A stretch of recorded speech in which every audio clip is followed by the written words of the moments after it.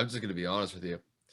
I think it's still a little premature to say this, but I think it's something that we kind of have to monitor going into the rest of the regular season and into the playoffs. We may be seeing LeBron slowly start going downhill from here as far as like as the best player in the league because he's 36 years old. Granted, he's still having a pretty good year statistically. He's basically averaging similar numbers to what he had last year. However, the part that I'm worried about is the injuries. The injuries are starting to pile up. He had the groin in 2018, 2019, the first year he was with the Lakers. Now he has this high ankle sprain, and he's already stated publicly that he doesn't believe that he's going to get back to 100% in his career after this injury. We'll have to monitor that as we get into the last couple of years of his career. But I think it's safe to say that obviously we've seen peak LeBron, and you're starting to see a slight regression as far as where he was a couple of years ago. Even I'm not even talking about the Miami Heat days. I'm talking about when he was with Cleveland and maybe at the start of his tenure with the Lakers. It's just at a certain point, you're going to see a slight degradation in what he's able to do just because it takes more time for a 36-year-old body to recover from a game than a 26-year-old does. Granted, LeBron has been the best player in the league probably for a decade plus at this point. It's getting to the point now where he's getting into his mid to late 30s. And I think you're starting to see a step down from where he was a couple of years ago. I think he's still an amazing player. He's still capable, I think, of getting this team to a championship. I don't know if it's going to be this year because this year is looking like, I'm going to be honest with you, I think it's starting to look like a lost season. But it's just at a certain point, you have to start taking into consideration that LeBron may be on a downward trajectory in his career. I'm not saying that he's going to just go down a cliff and that's it. He's going to crash and burn. I'm not going to say that.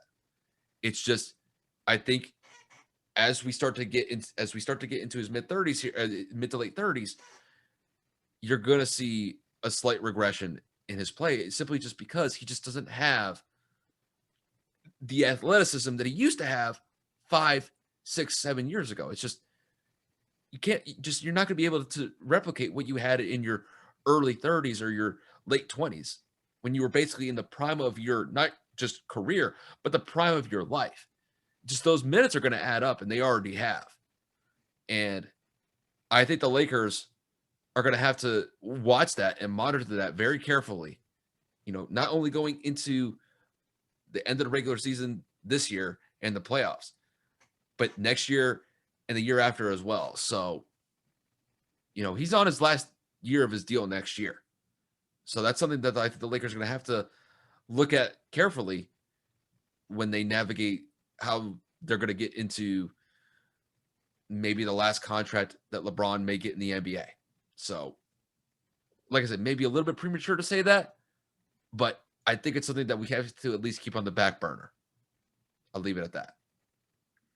I mean, I'm not going to go as far to say that we're going to see a decline, only because I feel that you can't base someone's career trajectory off of an injury. Granted, this isn't like D Rose, like where he had injury after injury after injury, and like he just could not get back. We're talking about a groin in 2018. I mean, he missed pretty much, what was it, like almost half the season. He was shut down for the remainder of the season when the Lakers like just stopped doing well. Well, right? they brought him back. He missed, I think, 20 to 25 games. I don't know the specific number of games that he missed, but they tried to make a push for the playoffs with him in the lineup, and it wasn't happening. And then I think they pretty much shut him down for the rest of the season after that. But with this injury, granted, when he got that groin injury, he was 34. Yeah. He's 36. Granted, so it may not seem like a lot, but listen, No, no, Those no, no. years I'm add not. I'm up. not. Those I'm not. years add up. I'm not discrediting the age point that you made or the fact that we might see a slight decrease. I just don't want to say that he's going to start hitting that cliff. Use that word carefully. Max Kellerman might come out of nowhere and make another point. I never said a cliff. I said you're going to see a slight decline in his play simply because of that. I'm not going to go out and say that because I disagree. I just feel like you can't combat injuries. We all know that LeBron James spends upwards of $1 million a year on just body and health treatment alone, just to keep himself healthy, in shape, and in peak physical condition, right? Mm-hmm.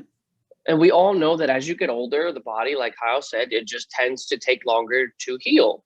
I mean, shit, 26, I stubbed my toe outside. I'm not going to be able to come back from it like I did when I was 18. But then again, I'm made of glass, so I'm the worst example to use. But it's the point. If Bron genuinely had that ankle injury and he's trying to come back from it, and the Lakers were doing really bad and they were, not doing well, and I think that Bron kind of maybe came back a little early to try to help, say, hey, let's try to right this ship before we get into this postseason, and he probably ended up tweaking that ankle again. And who's to say that has anything to do with his age? He just came back too soon. Maybe. I mean, the man had 19, 6, and 7 in 28 minutes. In a 7-point loss. So, I mean, he came back in his first game or second game. Was it his first game last night? This is his first game, yeah. So his first game back, and he's already doing what he's got to do. But again, rust, you got to shake off the pain or whatever it is that you're dealing with. I don't think it's safe to say Bron's going to hit that decline or that little dip in his career based off of an ankle injury that we know can probably be fixed this offseason between rehabilitation, maybe an offseason procedure. Doctors and physical trainers work magic on these $1 million athletes. Yeah. If me and you were to have an injury like this, we'd be out of commission for a year plus. Bro, in terms of coming back to full strength, like these guys have the money for that treatment. These guys have the money to go and get that diet and that top physical therapist and those workouts and those fucking ice machines that just heal them, like those leg packets that I'm dying to get, like those cryo leg things, but they're like $2,000. I don't got money for that. But to get back on track, the Lakers are in deep dookie. LeBron James needs to come back in order to get them back to relevance. And I think that this, unfortunately, I have to say it, I think this bodes to what a lot of LeBron fans say of the impact of this man as the significance of what is going on right now.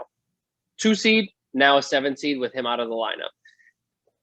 I mean, you can't really make that up. The proof is in the standings. It's in the games. It's in the statistics. They just play better when he's on the court, obviously. Yep. But I'm not going to go far and say that we're going to start to see a decline. If LeBron James never tweaks this ankle, the Lakers are still at the top, even without Anthony Davis. Well, that's why I did mention it could be a little premature to say that. I did mention Yeah. that. So it's like I said, we kind of have to watch how the regular season goes for the next, what do we have? The next two. The Suns have weeks. 9 games left. The Suns played 63 games already. But we have about 2.5 weeks left before the regular season ends. Obviously, the Lakers are still going to make the playoffs. It's not a situation where they're going to miss the playoffs entirely. It's not even a question there. However, it's something that we're going to have to pay attention to. And look, he's going to be 37 going into next year. No, during next year. It's just, you have to kind of wonder, it's like, can he keep going at this pace until the end of his career? And I think at some point, granted, like I said, it may be premature right now to say that, but you're going to see a gradual decline. It's not going to be like, you're going to go straight down a cliff, as like Max Kellerman likes to point out. I don't think it's going to be like that.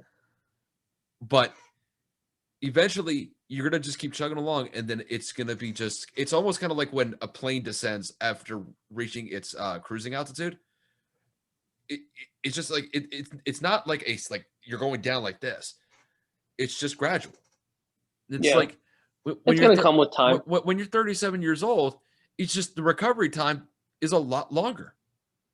And granted, I know LeBron has probably the best people around him to improve his rehabilitation time or his recovery time as much as possible.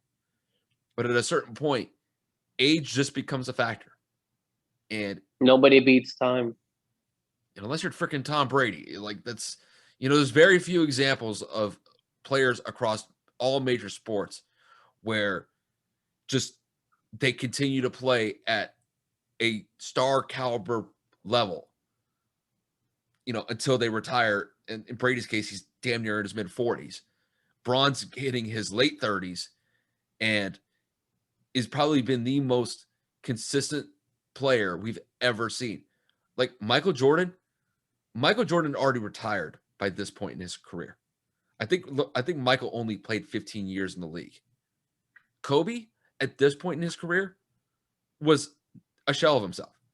Dirk Nowitzki still was viable, but was nowhere near what he was when he was in his prime, and then when they won the title against Miami in 2010. So at a certain point, you're gonna see it from LeBron. And could this be that moment? Like I said, could be a little premature, but we're gonna have to monitor it. We're gonna have to see how it goes.